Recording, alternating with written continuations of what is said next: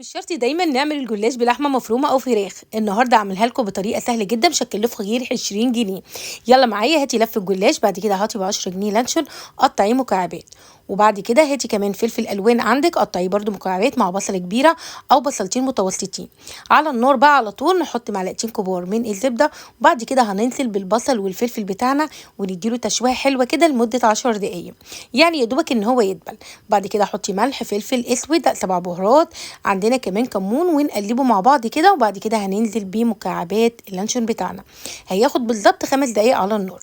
بعد كده نركنه على جنب ونجيب بقى لفه الجلاش، واهم حاجه ان احنا نغطيها عشان ما تنشفش مننا. هنجيب الصينيه ونحط بقى ما بين كل راق كده حبه من الزبده، ما بين كل راق حبه من الزبده لحد ما نخلص نص لفه الجلاش.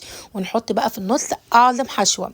حطي الحشوه بتاعتك مع شويه جبنه موزاريلا او قطع جبنه قريش، يعني اللي يريحك، بتبقى تحفه.